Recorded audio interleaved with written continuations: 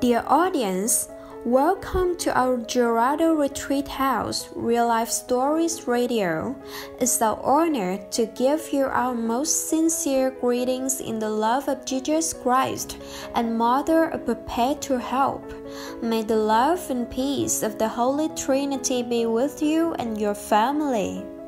This program is run by Father John Lu Ngọc Quỳnh, who is one of Panel Redemptorist, CSSR, and his Gerardo Retreat House. This radio is a broadcast with the purpose of sharing our experiences, discoveries, and beliefs about problems relating to mental illness, spiritual illness, vocational discernments, religious life, married life, and the ways that God has been leading us. And it broadcasted continuously on YouTube's channel, Gerardo Retreat House Real Life Stories Radio. New stories are broadcasted and updated on the website svconggiao.net and fan page Gerardo Retreat House Real Life Stories Radio at 9 p.m. on Sundays. We hope it will bring you to new perspectives, new hope, new directions, and new saving road about human miseries, illness, sorrows, and healings. Especially, these stories are really useful for those who are suffering from the same problems as we have experienced. Dear audience, with the first presentation to the public, we want to bring to you the story of Theresa Thu from Nghe An Provicence. There's always a voice of insulting God and Mother Mary. Through the reading voice of Hannah, hopefully this story somehow will help us to understand the origin of this mental illness within us. Dear friends, have you ever felt your life was full of sufferings, fears, and worries that you can't share with anyone? When you're facing suffering, they cloud your mind. And what will you do to find peace in your life? Did you know? When I was a child, I carried the voice of insulting God, Mary, the saints, and even the priests in me. I never thought those uncountable insults would stop or would be reconciled, even though I always desired to be healed and have peace. I lived in fear and didn't know what to do, so I decided to live in the situation for the rest of my life. Only God knows the sufferings that I was enduring. When I was 4 years old, I was so scared that I could someday go to hell because of a cruel crime or mortal sin. As time passed, I lived in agony. The fear that sin can't be forgiven made me hide. Each time I go for confession, I confessed the sin in a low voice so that the priest would not understand my sin. Insulting God?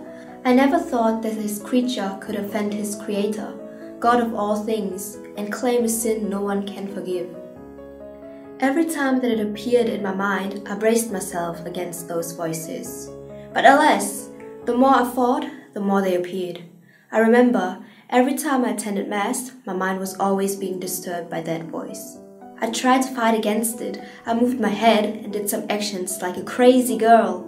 But that insulting voice still followed me the whole Mass.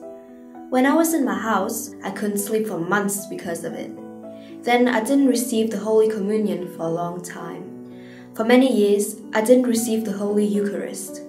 I confessed once a week, but when I stepped out of the confessional box, that voice again appeared in my mind and made me fail to receive Jesus in my heart. It governed me. I suffered so much, but I couldn't find a person to share with.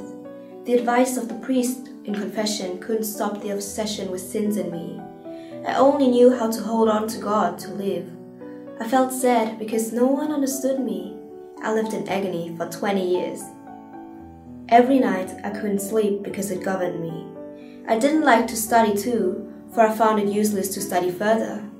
I was still living in sins, sadness, and worries that I would go to hell. I was so depressed because I was living together with that insult. I didn't want to get in touch with people and always showed that I'm tired because of that voice, and I didn't know where it came from. God, whom I always seek for help, untangled me one day. He led me to the catechist class of Father John and I'm so blessed to have attended the masses he celebrated. In his homilies, he used to tell stories of those who were also suffering, and then they were healed. I seemed to wake up from my sleep when I heard these stories, the sharings of Father. He said, "This wasn't our sin, but that was our memories." When I heard that, I felt so light and at peace. So, that was not my sins, it was my memories. Because of that, I was able to find out the origin of my problems. Then I had an opportunity to go to a retreat house. There I went into my deepest self, the desert of my heart. That was the time I had to be still, recollect myself in order to go back to my past. When I was sitting alone, I had no courage to write down my sins. I was so scared of it, but the word of Father arises in me that you have to put that down on the scale, dissect it, and then you will be healed. Then I wrote down all of the insults, before up until now, that I denied. Because of the fear of sins, that's why I denied its presence. Following the instruction, I went back to my past life. I wrote all of the insults from the past and the present, and before I wrote it down, I was so afraid, but I was surprised that the more I wrote, the easier it was for me to understand the origin is existence. I realized that all of those insults were not coming from myself, but were the result of what I heard when I was a kid. When I was 4 years old, I couldn't remember anything about that. I needed help from my parents, but they also couldn't remember what was happening to me in that time. After that voice didn't disturb me so often. The guidance counselor, spiritual director, told me that maybe when you were a child, someone brought you out and you heard those insults from someone else who doesn't like God or the church. After I heard these words, my heart was filled with joy and I was at peace. Peace that I couldn't explain. I tried to remember what I could, what God allowed me to remember.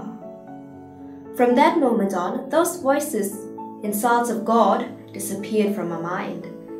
Whenever I was stressed, I stayed calm and I listened to it. I didn't resist. I embraced and offered it to God. I'm so happy, for now I'm free from those obsessions, the sins that I kept on confessing for years. I realized that the memories of the past were a great influence and helped guide me throughout my life. If there hadn't been time for me to reflect on myself, to go back to my past life and to reconcile with God and myself, I would have immersed myself in darkness of guilt, suffering, and even lost my hope. And I understand that everything has its own root. Some can remember, others can't. But the way to control the mind and be freed from past memories is to accept and embrace it and go to a deepest soul to look for the origin and then face it and then embrace it in the love of God.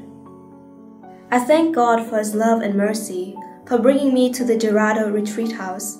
To the small church, He allowed me to realize my past and grant me the gift of healing and free me from the prison of the sin that overcame me for years. Reflecting on my journey and overcoming my memories, my heart rose up with joy and happiness. I do believe that I am living at peace in this world and still hope for the life to come. This was beyond my imagination. A bright horizon opened before my eyes. Thank you for listening to Dorado Retreat House Real Life Stories Radio. We wish this hearty sharing will be useful for you, and it's possible that someone in the same situation will also have a chance of being healed. Dear friends, if you think this story gives you something interesting or useful, please click the register button to update the next broadcast. If there's any suggestion or comment for our program, please send us via email nhatinginerador@gmail.com. Wish you all a new week full of joy and peace of Jesus Christ.